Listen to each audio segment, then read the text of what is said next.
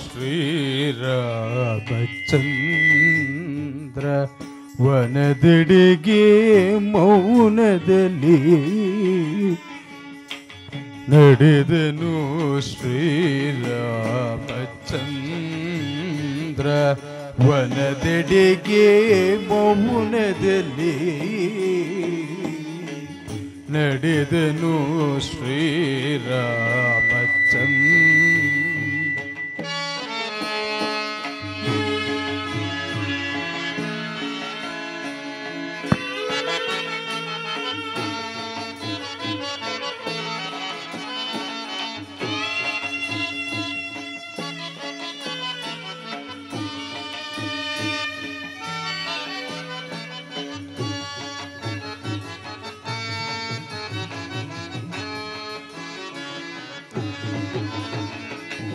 ಪುರದ ಜನರಾಳುವು ಮುಗಿಲು ಮುಟ್ಟುತ್ತಲಿಗುವುದು ರಾಘವನ ನಾವೆಂದು ನೋಡಲಿಗೆ ಓಯ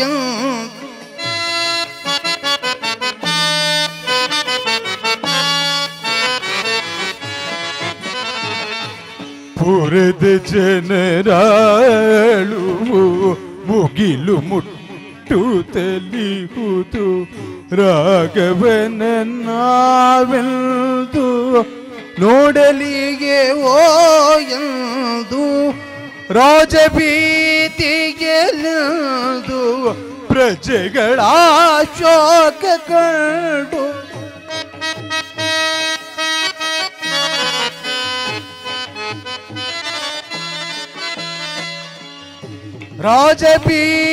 ರಾಜಭೀತಿಗೆಲೆಂದು ಪ್ರಜೆಗಳ ಶೋಕ ಕಂಡು ತಲ್ಲಣಿಸಿ ಮೌನದಲ್ಲಿ ನಿಂತರಾಗವನು.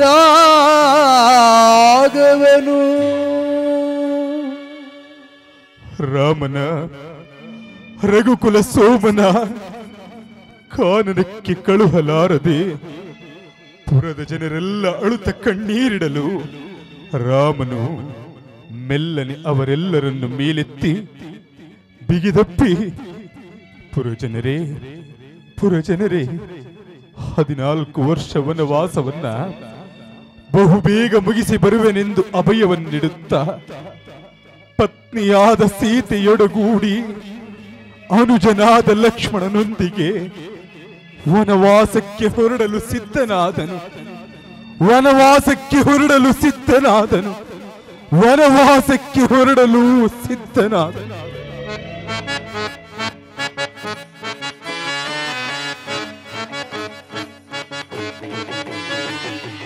ನಡೆದನು ಶ್ರೀರಾಮಚಂದ್ರ ವನದೆಡೆಗೆ ಮೌನದಲ್ಲಿ ನಡೆದನು. ಶ್ರೀರಾಮಚಂದ್ರ ನಡೆದನು. ಶ್ರೀರಾಮಚಂದ್ರ ವಿಧಿ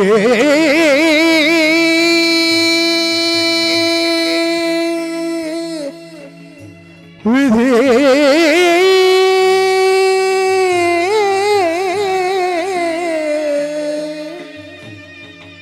ವಿಧಿ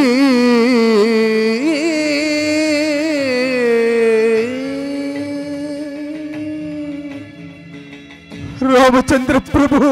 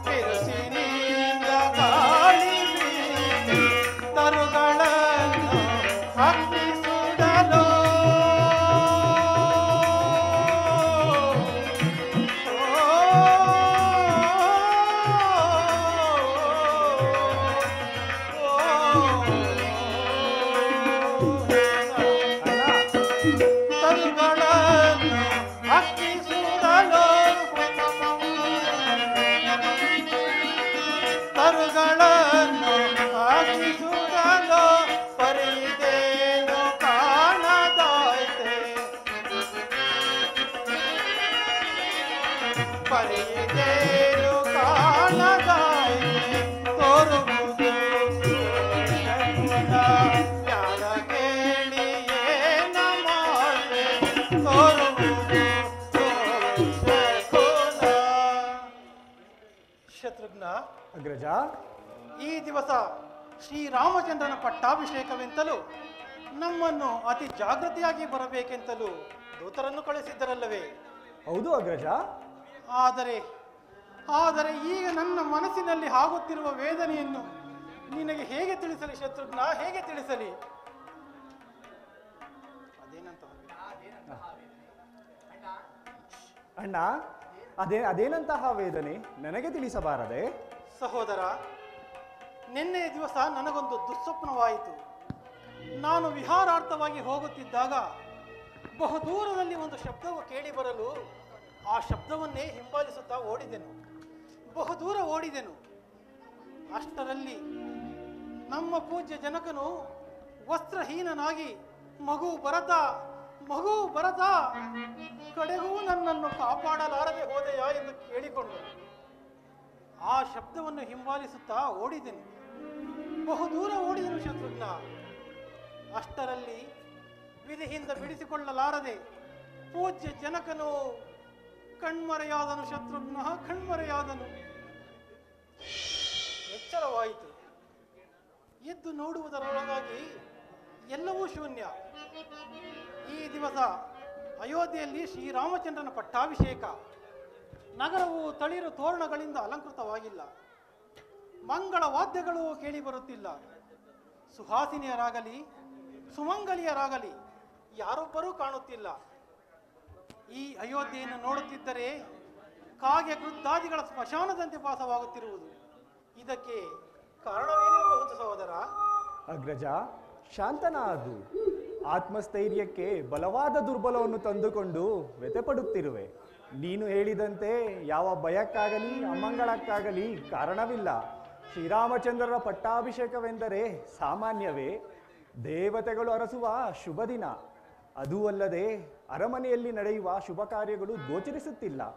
ಏಕೆಂದರೆ ಸುತ್ತಲೂ ಕೋಟೆ ಆವರಿಸಿದೆ. ಆದ್ದರಿಂದ ನಾವೀಗಲೇ ಪುರಪ್ರವೇಶ ಮಾಡೋಣ. ವಿಷಯವೆಲ್ಲವೂ ತಾನಾಗಿಯೇ ತಿಳಿಯುವುದು. ಹಾಗೆ ಆಗಲಿ. ನಡೆ ಸಹೋದರ.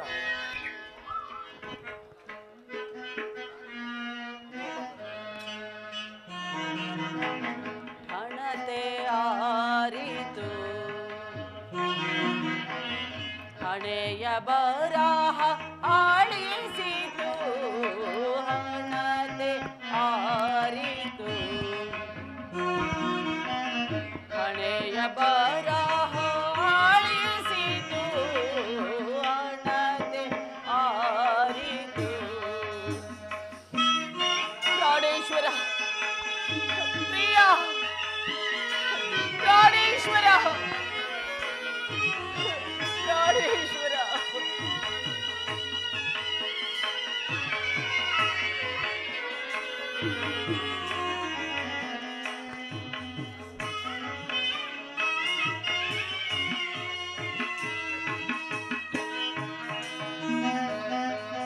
ಮರಳು ಭೂಮಿಯಂತೆ ನನ್ನ ಬಾಳುವಣಗಿತು.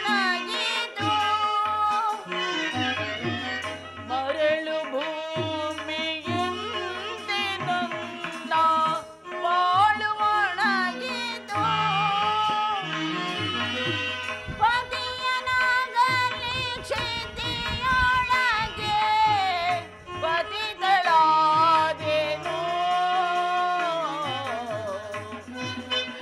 ಪ್ರಾಣೇಶ್ವರ, ಪ್ರಿಯ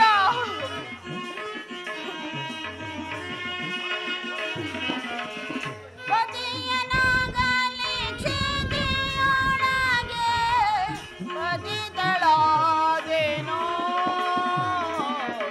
ಹಣತೆ ಆರಿತು ಹಣೆಯ ಬರಹ ಆಳಿಸಿತು. ಹಣತೆ ಆರಿತು ಹಣತೆ ಆರಿತು.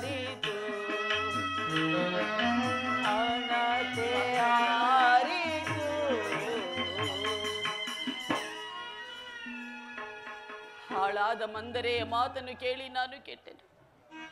ನನ್ನ ಅರಿಶಿಣ ಕುಂಕುಮದ ಸೌಭಾಗ್ಯವನ್ನು ನನ್ನ ಕೈಯಾರೆ ನಾನೇ ಅಳಿಸಿಕೊಂಡೆನು. ಅಯ್ಯೋ ದೈವವೇ, ಏನಿದು ನಿನ್ನ ಲೀಲೆಯು, ಏನಿದು ನಿನ್ನ ಲೀಲೆಯು.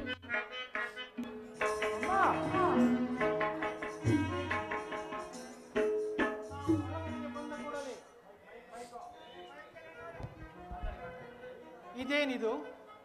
ನಾನು ಅರಮನೆಗೆ ಬಂದ ಕೂಡಲೇ ನನ್ನನ್ನು ಬಹು ಪ್ರೀತಿಯಿಂದ ಆದರಿಸುತ್ತಿದ್ದ ನನ್ನ ತಾಯಿಯು ಕಾಣುತ್ತಿಲ್ಲವಲ್ಲ. ಅಮ್ಮ, ಅಮ್ಮ, ಅಮ್ಮ!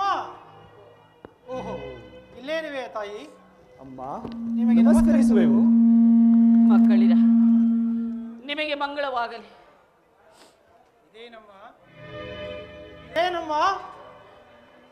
ನಿಮ್ಮ ಮುಖವನ್ನು ನೋಡುತ್ತಿದ್ದರೆ ಈ ಅಯೋಧ್ಯೆಯ ಕೀರ್ತಿ ಧ್ವಜವೇ ಮರಿದು ಬಿದ್ದಂತೆ ಭಾಸವಾಗುತ್ತಿರುವುದಲ್ಲ. ಸದಾ ನಿಮ್ಮ ಮಂದಿರದಲ್ಲಿ ಇರುತ್ತಿದ್ದ ಜನಕನೆಲ್ಲಿ ತಾಯಿ? ರಾಮ ಲಕ್ಷ್ಮಣರಲ್ಲಿ. ಸೀತಾ ಮಾತೆ ಎಲ್ಲಮ್ಮ? ಜನಕನೆಲ್ಲಿ ತಾಯಿ? ಜನಕನೆಲ್ಲಿ? ಇನ್ನೆಲ್ಲಿಯ ಜನಕನಪ್ಪ, ಇನ್ನೆಲ್ಲಿಯ ಜನಕನು? ಅಮ್ಮ, ನಿಮ್ಮ ಜನಕನು ಸ್ವರ್ಗಸ್ಥರಾದರು ಮಕ್ಕಳಿರ. ಜನಕ!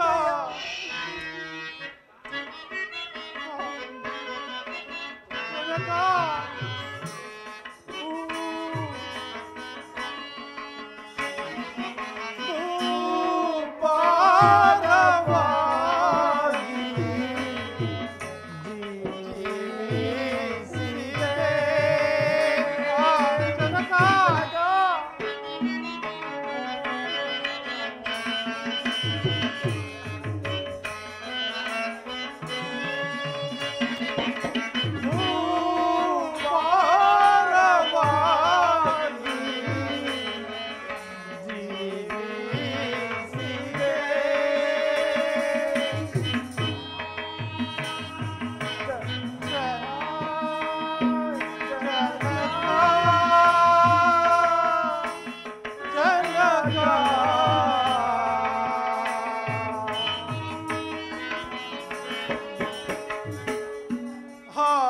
ಜನಕ, ಕಡೆಗೂ ನಮ್ಮನ್ನಗಲಿ ಪರಲೋಕವಾಸಿಯಾದೆಯ.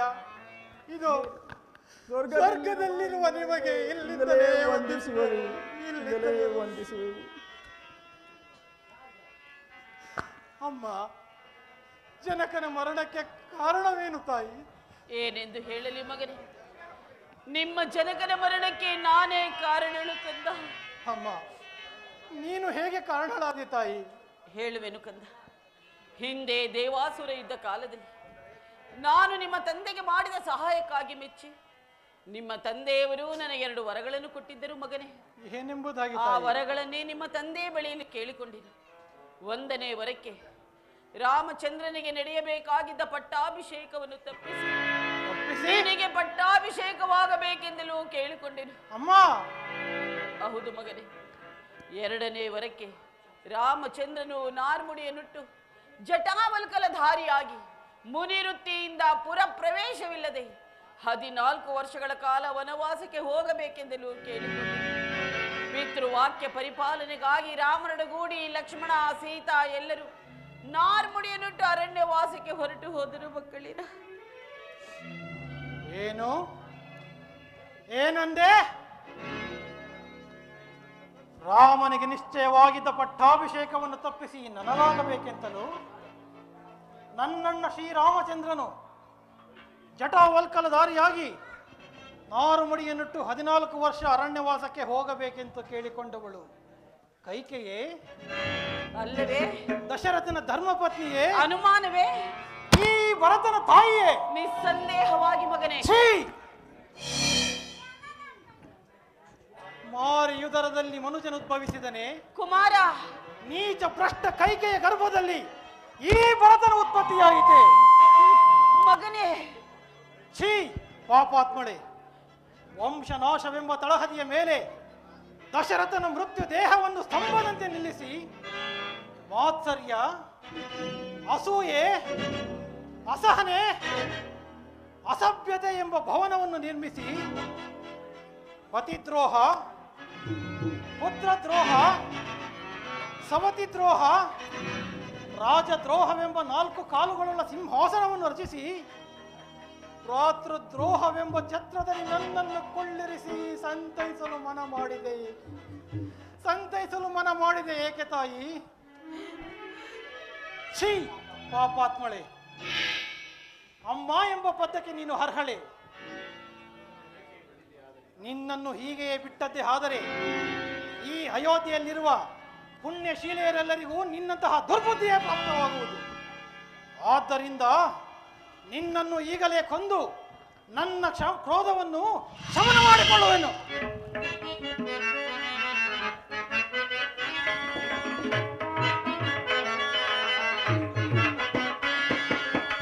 ಮಾತೆಯ ಕೊಲ್ವರೆ ಮಾನಿತನೇ,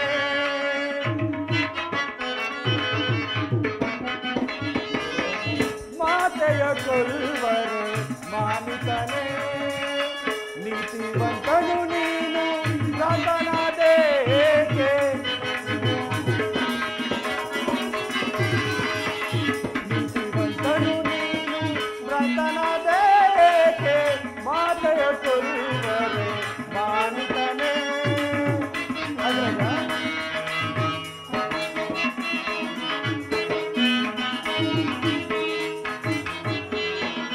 ದಿನವಂತ ಭೂಫಲ ಮನವರಿತವಳ,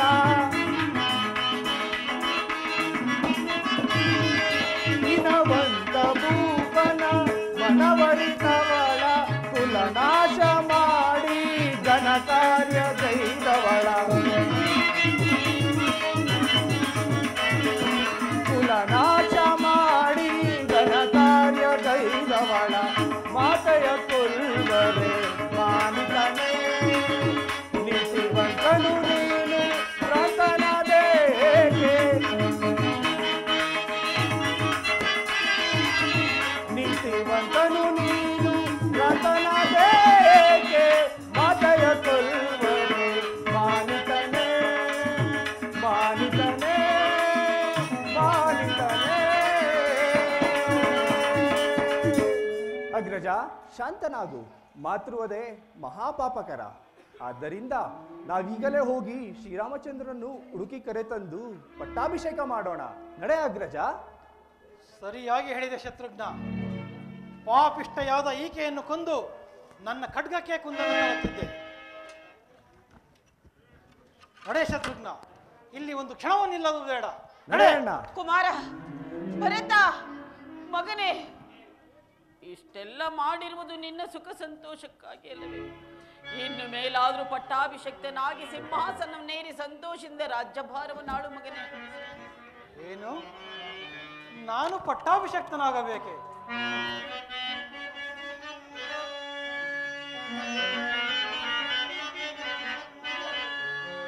ರಾಮನಿಲ್ಲದರ ಮನೆ,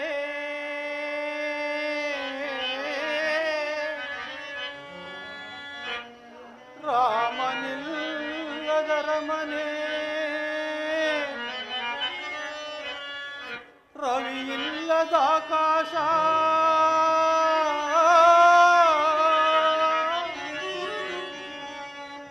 ಲಕ್ಷ್ಮಣನ ಬೆರಳಕ್ಕೆ ಅವಲಕ್ಷಣವಿದಾಯಿತೆ.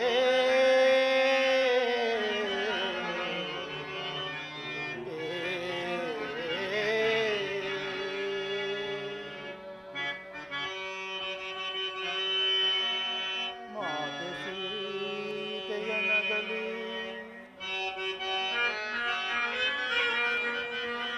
ಮಾತೆ ಸೀತೆಯ ನಗಲಿ, ಭಾಗ್ಯರಹಿತರಾದೆವು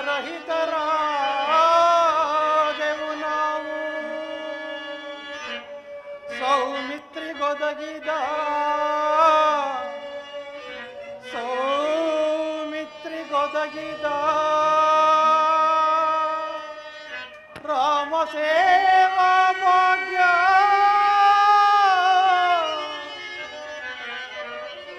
ಪಾಪಿ ಭರತನ ಪಾಲಿಗೆ ಬಾರದಾಯಿತೆ.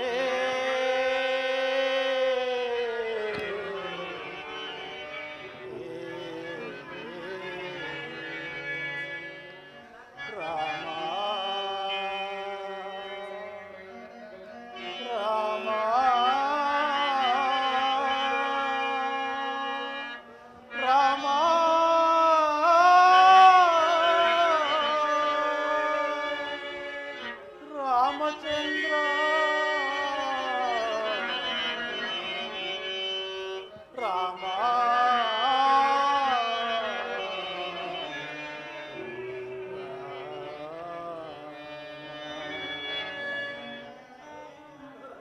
ನರವರನಾದ ಶ್ರೀರಾಮಚಂದ್ರನನ್ನು ಅರಣ್ಯ ಕಟ್ಟಿ ಪತಿಯನ್ನು ಪರಲೋಕವಾಸಿಯನ್ನಾಗಿಸಿ ಮಾಡಬಾರದ ಅಕೃತ್ಯವನ್ನು ಮಾಡಿರುವ ನಿನ್ನ ಮುಖಾವಲೋಕನವೇ ಅಸಹ್ಯಕರ.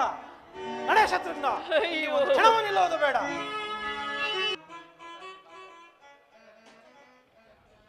ಆಸೆ ನಾಶವಾದೆ ನಿನ್ನ ಗುಣವ ತಿಳಿಯದೆ. ಆಸೆ ನಾಶವಾದೆ ನಿನ್ನ ಗುಣವ ತಿಳಿಯದೆ. ಆಸೆ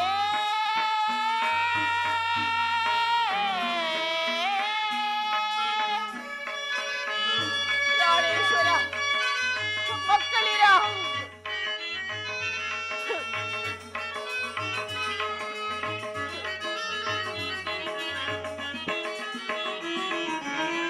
ಅಳಿಸಲಾಗದ ಕಾರ್ಯವಗೈದು ಮನುನಿ ಕುಲಕ್ಕೆ ಮುಳ್ಳಾದೆ.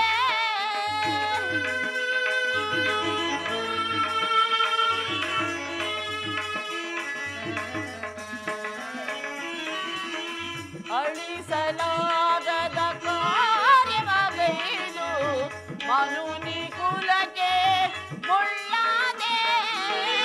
ಪತಿಯನಗಲಿಸಿ ದೂರ ಅಳಿಸಿ ಪತಿತಳಾದೆ ಧರೆಯೊಳಗೆ.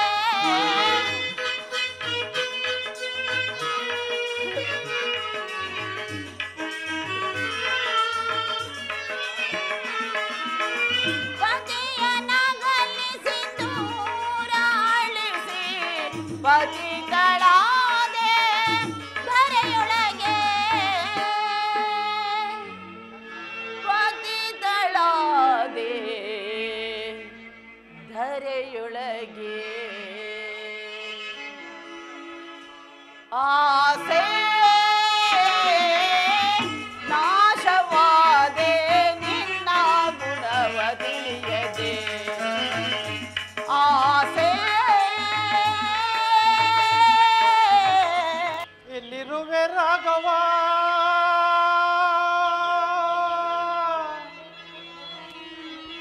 ಕಾನನ ಮಧ್ಯದಿ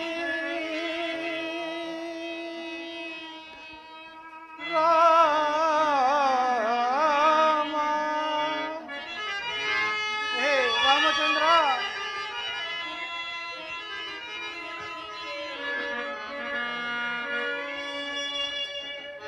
ಎಲ್ಲಿರುವೆ ರಾಘವ ಕಾನನ ಮಧ್ಯದಿ.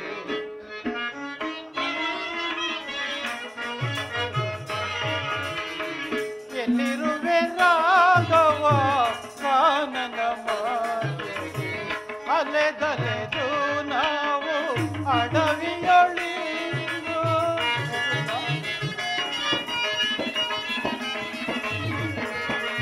ಅಲೆದಲೆದು ನಾವು ಅಡವಿಯೊಳಿಂದು.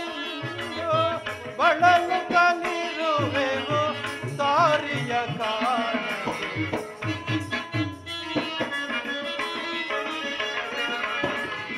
ಬಳಲು ಕಲಿರುವೆವು ದಾರಿಯ ಕಾಣದೆ. ಎಲ್ಲಿರುವೆ ರಾಘವ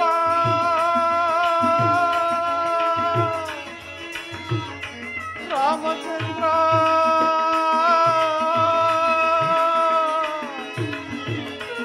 ರಾಮ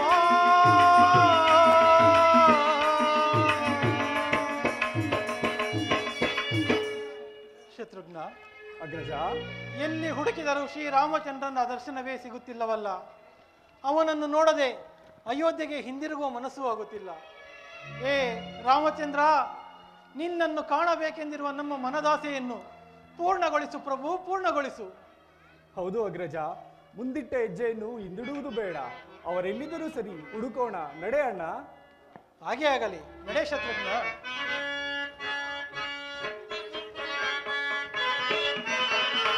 ರಾಮ ಪರಂಧಾಮ ದಶರಥ ರಾಮ.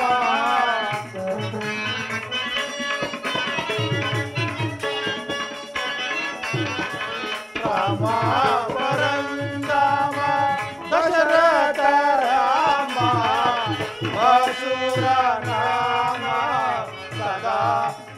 ನಾಮ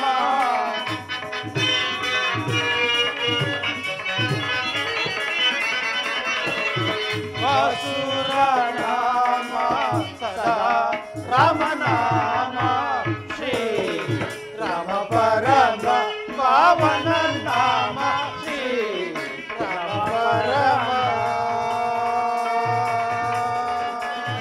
ರಾಮ ಪರಂಧಾಮ.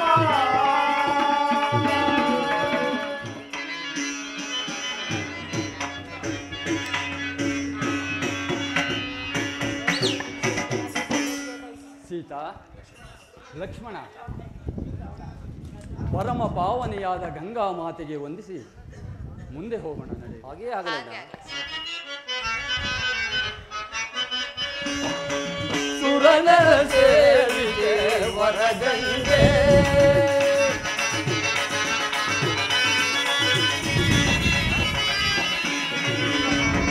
ಸುರನರ ಸೇವಿಗೆ ವರಗಂಗೆ ಪರಮ ಪಾವನೆ ಕರುಣಾಕರಂಗೆ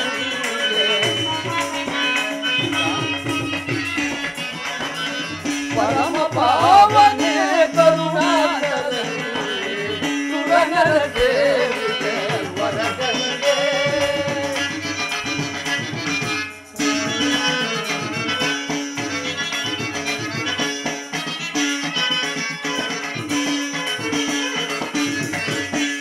ಹರನ ಶಿರದಿಂದ ಹರಿದೆ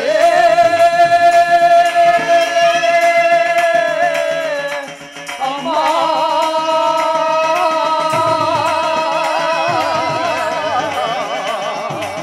ಅಂಬಾ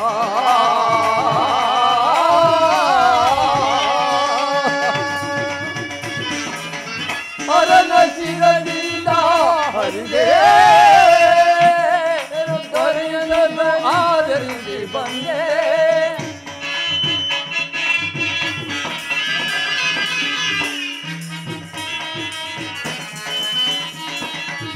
ಹೊರನ ಶಿರದಿಂದ ಹರಿದೆ ಆದರಿಸಿ ಬಂದೆ ಪರಮ ಪಾವನೆ ಎಂದೆನಿಸಿ ಕರೆಯನ್ನೆಲ್ಲ ಉತ್ತರಿಸಿದ ತಾಯೇ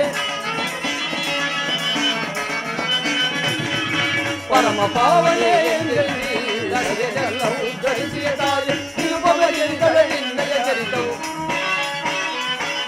ನಿರುಪಮ ಜನಿಗಳೇ ನಿನ್ನಯ ಉಳಿದವು ನಿರಂತರವು ಬಲಿತು ಅನದಯದಿ ಸುರನರ ಸೇವಿಗೆ ವರಗಂಗೆ ಪರಮ ಪಾವನೆ ಕರುಣಾಕರಂಗೆ ಸುರನರ ಸೇವಿಗೆ ವರಗಂಗೆ ವರಗಂಗೆ ವರಗಂಗೆ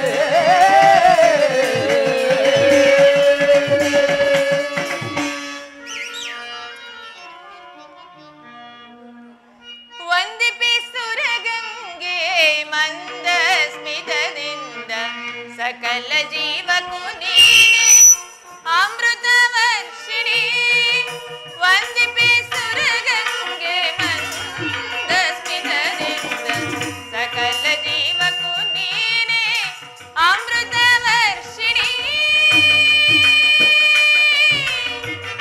ವಂದಿಪಿ ಸುರಗಂಗೆ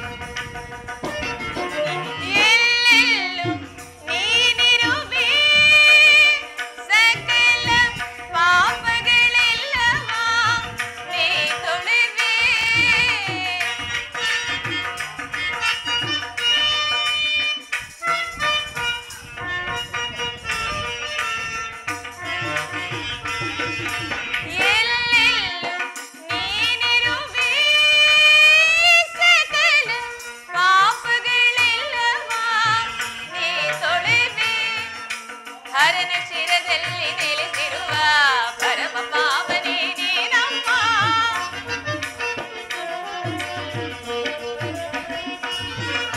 ಹರನ ಶಿರದಲ್ಲಿ ನೆಲೆಸಿರುವ ಪರಮ ಪಾವನೇ ನೀನಮ್ಮ. ಛಳ ಛಳ ಧುಮುಕುತ್ತ ಸುರನರ ಪೂಜಿತೆ,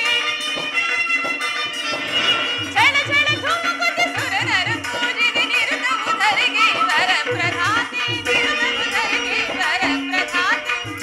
ವಂದಿಪೆ ಸುರಗಂಗೆ ಮಂದ ಸ್ಮಿತದಿಂದ, ಸಕಲ ಜೀವಕ್ಕೂ ನೀನೇ ಅಮೃತ ವರ್ಷಿಣಿ. ಅಮ್ಮ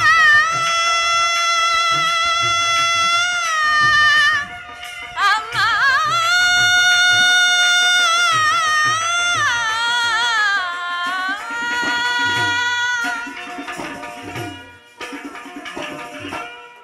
ಅಮ್ಮ ಗಂಗಾಮಾತೆ, ನಮ್ಮ ಈ 14 ವರ್ಷದ ವನವಾಸದಲ್ಲಿ ಯಾವ ಕಷ್ಟ ಕಾರ್ಪಣ್ಯಗಳು ತೋರದಂತೆ ಸದಾಕಾಲವು ನಮ್ಮನ್ನು ರಕ್ಷಿಸುವ ಭಾರ ನಿನ್ನನ್ನೇ ಕೂಡಿದೆ ತಾಯಿ. ನಿಜ ಸೀತಾ, ನಿನ್ನ ಮಾತು ಸತ್ಯ. ಪರಮ ಪಾವನೆಯಾದ ಗಂಗಾ ಮಾತೆಯ ಕರುಣೆ ಸಕಲ ಜೀವರಾಶಿಗಳಿಗೂ ಅಮೃತವರ್ಷಿಣಿ. ಅದೋ ಗುಹನು ಇತ್ತಲೇ ಬರುತ್ತಿರುವನು. ರಾಮ ರಾಮ ರಾಮ ರಾಮ ರಘುವಂಶ ಸೋಮ.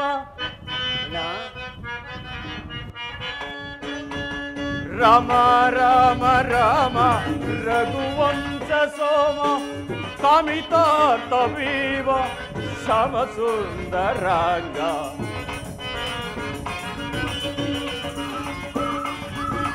ಕಾಮಿತಾರ್ಥವೀವ ಶ್ಯಾಮ ಸುಂದರಾಂಗ.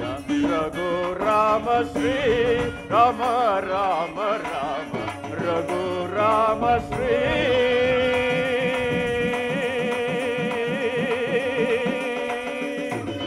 ರಾಮ.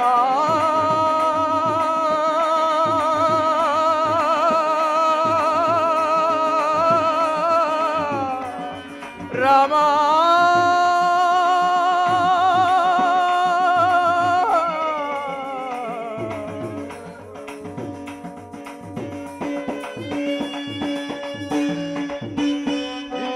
ನಾಮ ಜಪ ಮಾತ್ರದಿಂದ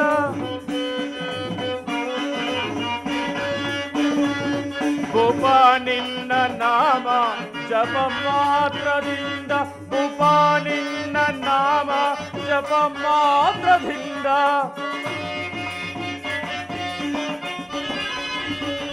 ಭೂಪ, ನಿನ್ನ ನಾಮ ಜಪ ಮಾತ್ರದಿಂದ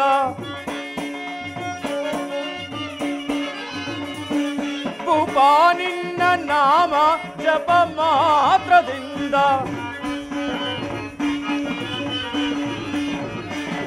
ಪಾಪನಾಶವಾಗಿ ಹೋಗುದೀಗ ನೋಡೈ. ಪಾಪನಾಶವಾಗಿ ಹೋಗುದೀಗ ನೋಡೈ. ರಘು ರಾಮ ಶ್ರೀ ರಾಮ ರಾಮ ರಾಮ ರಘು ರಾಮ ಶ್ರೀ ರಾಮ.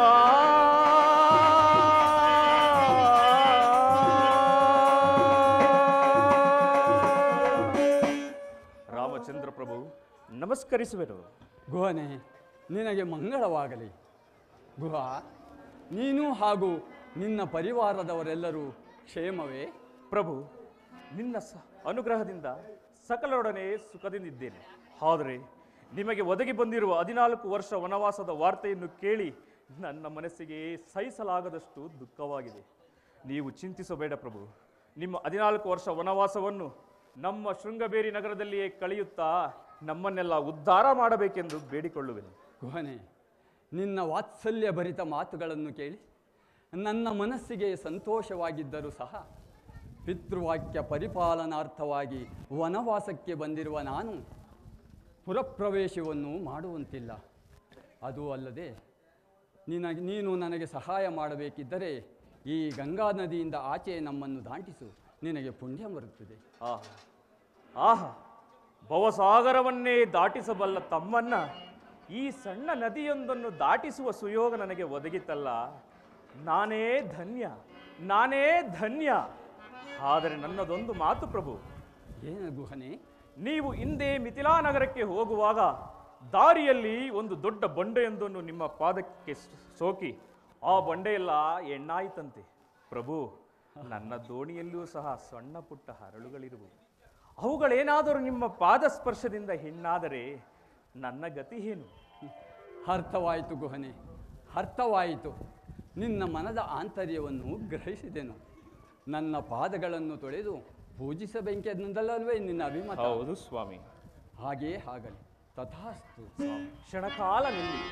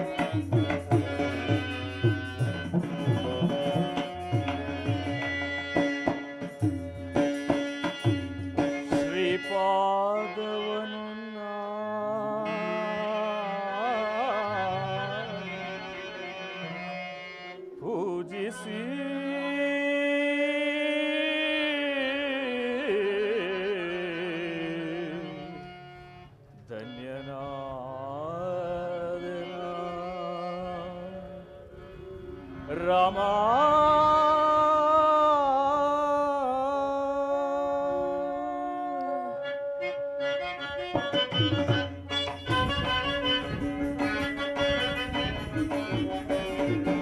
ಪ್ರಭು,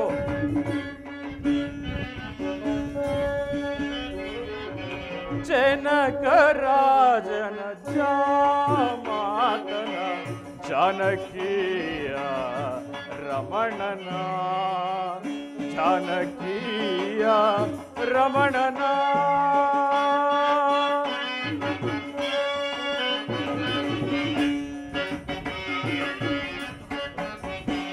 ಜನಕ ರಾಜನ ಜಾಮಾತನ ಜಾನಕಿಯ ರಮಣನ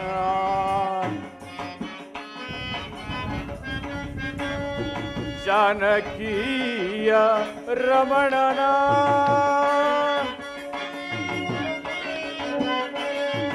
ಪೂಜಿಸಿ ಆರಾಧಿಸಿ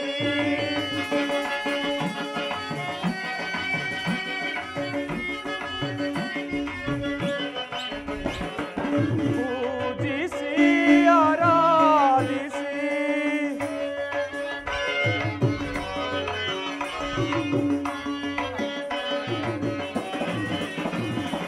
ಪೂಜಿಸಿ ಆರಾಧಿಸಿ ಧನ್ಯನಾದೆನ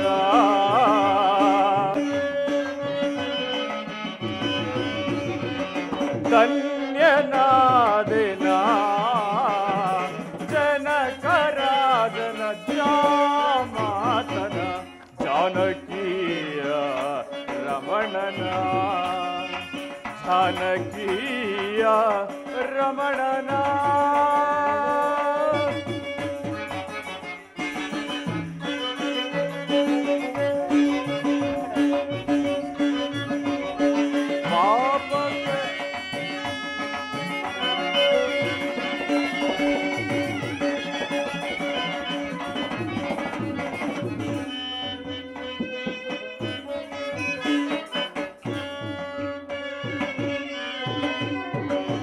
ಪಾಪ ಕಳೆವ ಪರಮಾತ್ಮನ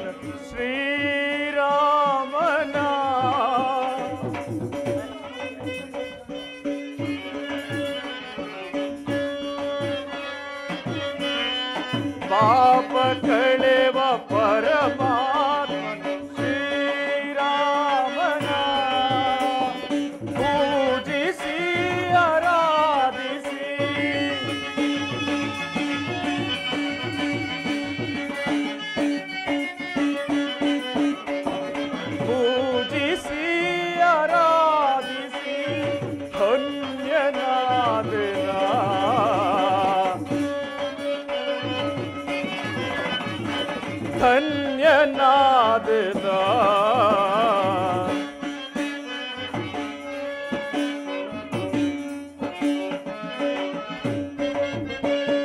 ಜನಕರಾಜನ ಜಾಮಾತನ ಜಾನಕಿಯ ರಮಣನ ಜಾನಕಿಯ ರಮಣನ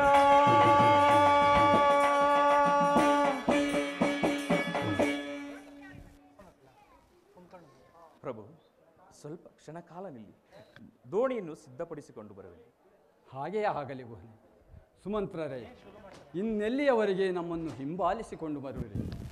ನಮ್ಮ ವಿಯೋಗದಿಂದ ಜನಕನು ದುಃಖಿತನಾಗಿರಬಹುದು. ನೀವು ಈಗಲೇ ನಗರಕ್ಕೆ ಹಿಂದಿರುಗಿ ಅಲ್ಲಿನ ರಾಜಕಾರ್ಯಗಳನ್ನು ಗಮನಿಸಿ. ಶ್ರೀರಾಮಚಂದ್ರ, ನೀವಿಲ್ಲದ ಅಯೋಧ್ಯೆಯಲ್ಲಿ ನಾನು ಹೇಗಿರಲಿ? ನನ್ನನ್ನು ನಿಮ್ಮೊಂದಿಗೆ ಕರೆದುಕೊಂಡು ಹೋಗಿ. ಸುಮಂತ್ರರೇ, ಇದು ಯಾವ ಮಹಾ ಘನಕಾರ್ಯವೆಂದು ತಿಳಿದು ಈ ರೀತಿ ಚಿಂತಿಸುವಿರಿ? 14 ವರ್ಷ ವನವಾಸವನ್ನು 14 ದಿನಗಳಂತೆ ಕಳೆದು ಬಂದು ಬಿಡುತ್ತೇನೆ. ಆ ಅಯೋಧ್ಯೆಯಲ್ಲಿ ಎಲ್ಲರಿಗೂ ನನ್ನ ನಮಸ್ಕಾರಗಳನ್ನು ತಿಳಿಸಿ, ಭರತ ಶತ್ರುಘ್ನರಿಗೆ ನನ್ನ ಆಶೀರ್ವಾದಗಳನ್ನು ತಿಳಿಸಿ ನೀವಿನ್ನು ಹೊರಡಿ. ಶ್ರೀರಾಮಚಂದ್ರ, ನೀವು ಗಂಗಾ ನದಿಯನ್ನು ದಾಟುವುದನ್ನು ನಾನು ಕಣ್ತುಂಬ ನೋಡಿಕೊಂಡು ನಂತರ ತಿಳಿಯುತ್ತೇನೆ. ಇಲ್ಲವೆನ್ನಬೇಡಿ ಪ್ರಭು. ಹಾಗೆಯೇ ಆಗಲಿ. ಪ್ರಭು, ದೋಣಿಯು ಸಿದ್ಧವಾಗಿದೆ, ತಾವಿನ್ನು ದಯಮಾಡಿಸಬಹುದು.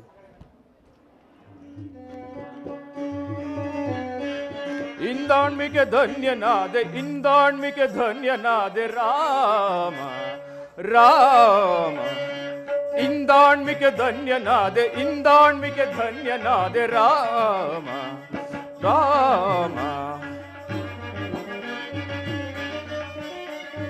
ಭವ ಸಮುದ್ರ ದಾಟಿಸುವೆ, ಇವರಂ ನದಿ ದಾಟಿಸುವೆ. ಭವ ಸಮುದ್ರ ದಾಟಿಸುವೆ, ಇವರಂ ನದಿ ದಾಟಿಸುವೆ. ಇಂದಾಣ್ಮಿಕೆ ಧನ್ಯನಾದೆ, ಇಂದಾಣ್ಮಿಕೆ ಧನ್ಯನಾದೆ ರಾಮ. ದೇವ ದೇವ ನಿನ್ನಂತವ ಸಿರಿಯನ್ನದಿ ಪಾಲಿಸುವೆ. ದೇವ ದೇವ ನಿನ್ನಂತವ ಸಿರಿಯನ್ನದಿ ಪಾಲಿಸುವೆ. ಇಂದಾಣ್ಮಿಕೆ ಧನ್ಯನಾದೆ, ಇಂದಾಣ್ಮಿಕೆ ಧನ್ಯನಾದೆ ರಾಮ ರಾಮ ರಾಮ.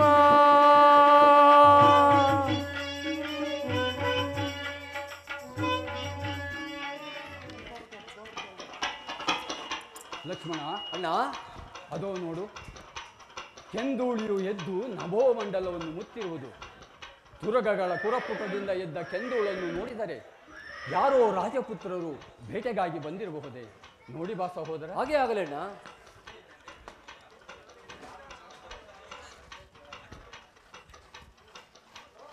ಅಣ್ಣ ಅಣ್ಣ, ಲಕ್ಷ್ಮಣ, ಮತ್ತಾರು ಅಲ್ಲವಣ್ಣ, ಭರತನು ದಾಯಾದಿ ಮಸ್ತರದಿಂದ ತನ್ನ ಸೈನ್ಯ ಸಮೇತನಾಗಿ ಬರುತ್ತಿರುವನು.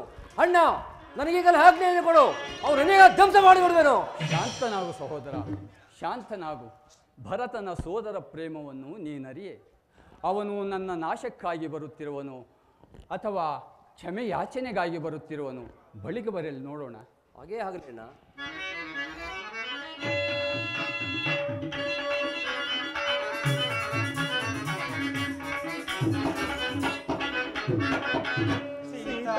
ಮನೋನಾಥ ಸಿದ್ಧಪಾರಿ ಜಾತ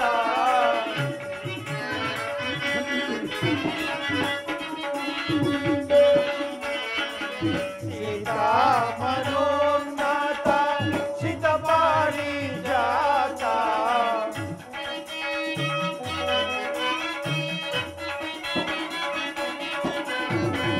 ಸೀತಾ ಮನೋನಾಥ ಸಿದ್ಧಪಾರಿ ಜಾತ.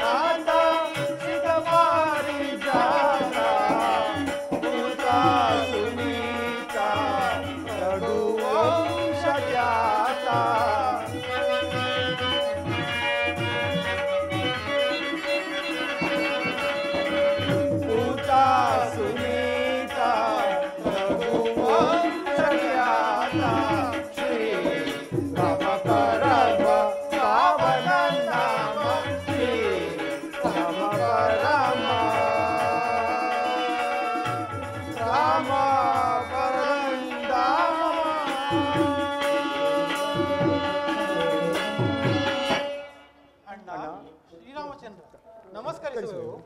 ಭರತ ಶತ್ರುಘ್ನರೇ, ನಿಮಗೆ ಮಂಗಳವಾಗಲಿ. ಮೇಲೆ ಭರತ ಅಣ್ಣ ಶತ್ರುಘ್ನ ಶತ್ರುಘ್ನ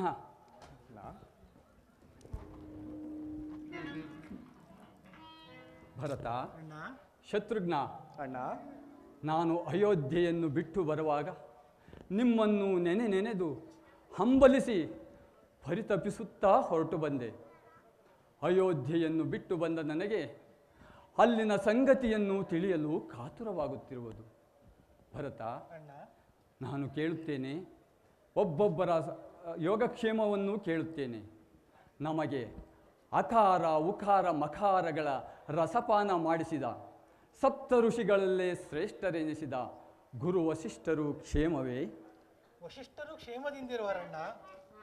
ಪತಿಯ ಎದುರಿನಲ್ಲಿ ಕಣ್ಣೀರು ಸುರಿಸುತ್ತಾ ಒಂದು ಮಾತನ್ನೂ ಆಡದೆ ಮೌನವಾಗಿ ಕಳುಹಿಸಿಕೊಟ್ಟ ಲಕ್ಷ್ಮಣನ ತಾಯಿ ಸುಮಿತ್ರಾದೇವಿಯು ಕ್ಷೇಮವೇ? ಸುಮಿತ್ರಾ ಮಾತೆಯವರು ಕ್ಷೇಮದಿಂದಿರುವರಣ್ಣ. ನವಮಾಸಗಳು ಹೊತ್ತು ಹೆತ್ತು ಮುತ್ತಿಟ್ಟು ತುತ್ತಿಟ್ಟು ಜೋಪಾನ ಮಾಡಿ ಕಳುಹಿಸಿಕೊಡಲಾಗದ ಸಂಕಟದಲ್ಲಿ ನಮ್ಮನ್ನು ಬೀಳ್ಕೊಟ್ಟ ನನ್ನ ತಾಯಿ ಕೌಸಲ್ಯ ಮಾತೆಯು ಕ್ಷೇಮವೇ? ಕೌಸಲ್ಯ ಮಾತೆಯು ಕ್ಷೇಮದಿಂದಿರುವರಣ್ಣ. ಭರತ, ಅಣ್ಣ ಈ ರಾಮನಿಗೆ ಆರಾಮವಾಸವನ್ನು ಕಲ್ಪಿಸಿಕೊಟ್ಟ ನಿನ್ನ ತಾಯಿ ನನ್ನ ಚಿಕ್ಕಮ್ಮ ಕೈಕಾ ಮಾತೆಯು ಕ್ಷೇಮವೇ? ಕ್ಷೇಮ ಕ್ಷೇಮ, ಅವರ ಕ್ಷೇಮಕ್ಕೇನು? ಈಗ ಹೇಳು ಭರತ, 60,000 ವರ್ಷಗಳ ಕಾಲ ಅವಿಚ್ಛಿನ್ನವಾಗಿ ರಾಜ್ಯಭಾರ ಮಾಡಿ ಕೆಚ್ಚೆದೆಯ 4 ಪುತ್ರರನ್ನು ಪಡೆದದ್ದಲ್ಲದೆ ಕಟುವಾಂಗ ಎಂಬ ಬಿರುದಿನಿಂದಿದ್ದವನು ಪುಷ್ಪರಥ ಎಂಬ ಅನ್ವರ್ಥ ನಾಮವನ್ನು ಪಡೆದು ದೇವಾಸುರರ ಯುದ್ಧದಲ್ಲಿ 10 ದಿಕ್ಕುಗಳಲ್ಲೂ ಒಬ್ಬನೇ ರಥಿಕನಾಗಿ ಹೋರಾಡಿ ಜಯವನ್ನು ಪಡೆದು ದೇವಾನುದೇವತೆಗಳಿಂದ ಶತ್ರುಘ್ನ ಅಶತ್ರುಘ್ನ ಭರತ ಎಂಬ ದಶರಥ ಎಂಬ ಬಿರುದಾಂಕಿತವನ್ನು ಪಡೆದ ನಿಮ್ಮೆಲ್ಲರ ಜನಕನು ಕ್ಷೇಮವೇ? ಅಣ್ಣ, ಎಲ್ಲರ ಕ್ಷೇಮಕ್ಕೂ ಅಂತ್ಯವಾಯಿತಣ್ಣ, ಎಲ್ಲರ ಕ್ಷೇಮಕ್ಕೂ ಅಂತ್ಯವಾಯಿತು. ಏಕೆ ಭರತ, ಏನಾಯಿತು? ಬೇಗನೆ ಹೇಳಬಾರದೆ? ಅಣ್ಣ, ನೀವು ವನವಾಸಕ್ಕೆಂದು ಅರಮನೆಯನ್ನು ಬಿಟ್ಟ ಕೂಡಲೇ ಜನಕನು ಪರಲೋಕವಾಸಿಯಾದನಣ್ಣ. ಜನಕ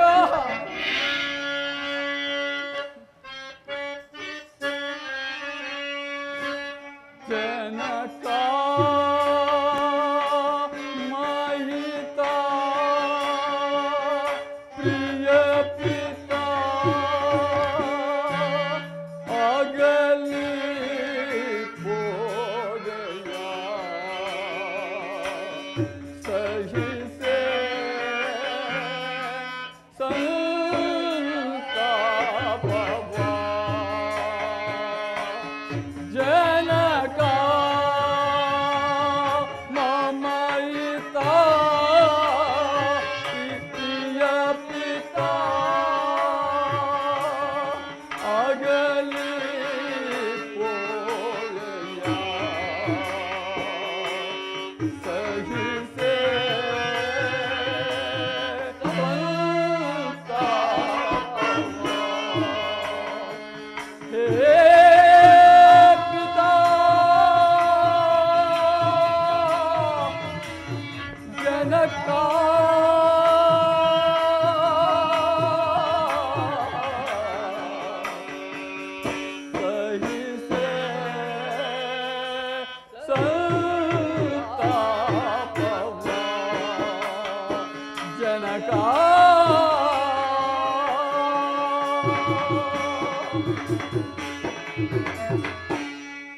ಹೇ ಜನಕ, ಕಡೆಗೂ ನಮ್ಮನ್ನಗಲಿ ಪರಲೋಕವಾಸಿಯಾದೆಯ.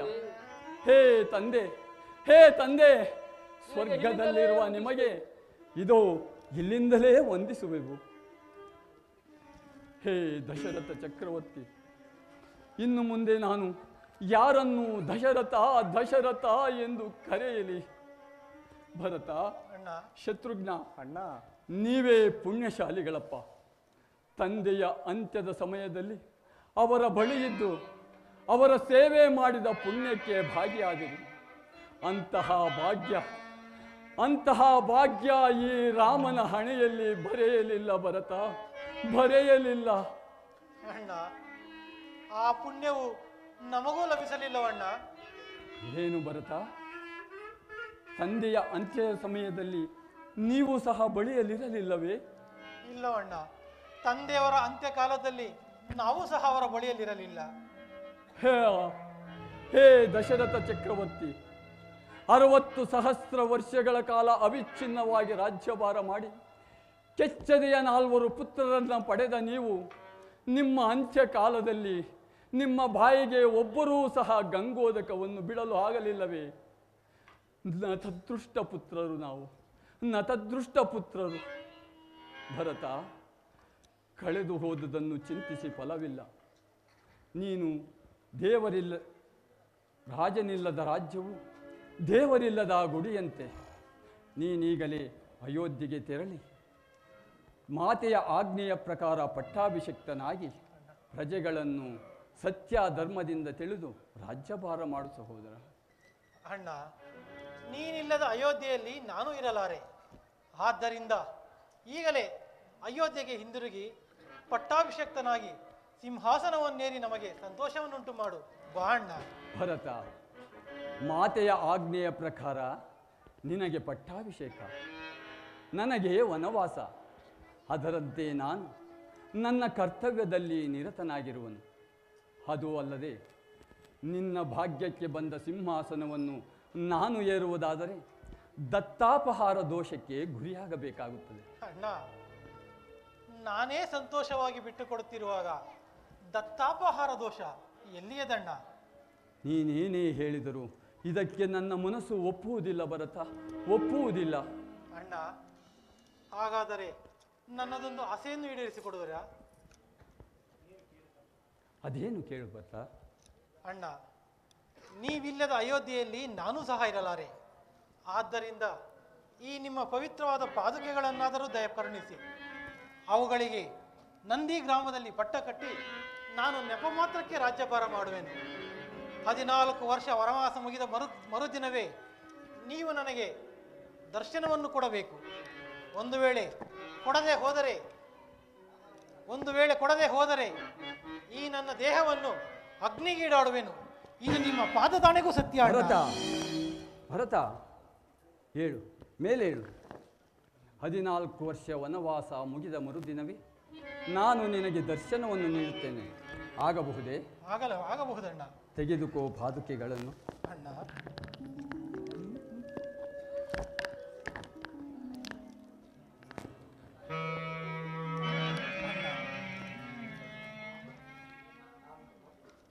ಅಣ್ಣ, ನಾವಿನ್ನು ಹೋಗಿ ಬರುವೆವಣ್ಣ.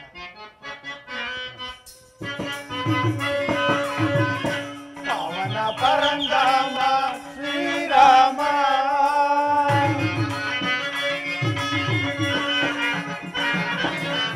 ಪವನ ಪರಂಧಾಮ ಶ್ರೀರಾಮ,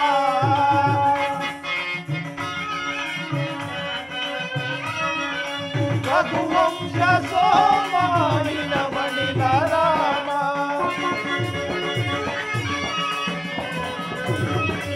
ರಘುವಂಶ ಸೋಮಾನಿನ ಮಣಿಲ ರಾಮ, ಭಕ್ತರ ಪಾಲಿಪ ಜಗನ್ನಿಧಿ ಸೋಮ,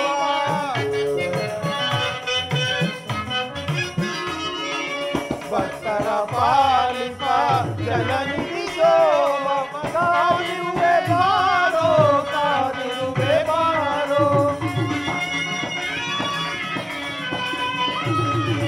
ಕಾದಿರುವೆ ಬಾರೋ, ಕಾದಿರುವೆ ಬಾರೋ, ಸೀತಾರಾಮ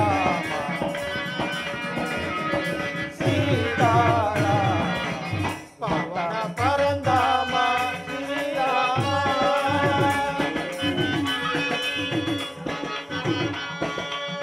ಪವನ ಪರಂಧಾಮ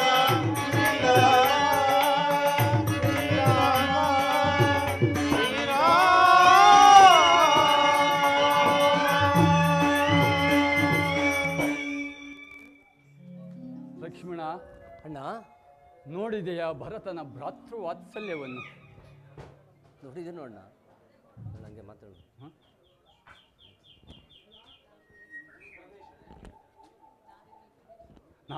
ಲಕ್ಷ್ಮಣ, ಅಣ್ಣ ಸೀತಾ, ನಾವು ಇರುವ ಈ ಪ್ರದೇಶವು ಅಯೋಧ್ಯೆಗೆ ಹತ್ತಿರದಲ್ಲಿರುವುದರಿಂದ ಪ್ರಜೆಗಳು ಪದೇ ಪದೇ ಬಂದು ನಮ್ಮನ್ನು ಕಾಡಬಹುದು. ಆದ್ದರಿಂದ ದಂಡಕಾರಣ್ಯವನ್ನು ಕುರಿತು ಪ್ರಯಾಣ ಮಾಡೋಣ, ನಡೆಯಿರಿ. ಹಾಗೆ ಆಗಲಿ ಸ್ವಾಮಿ.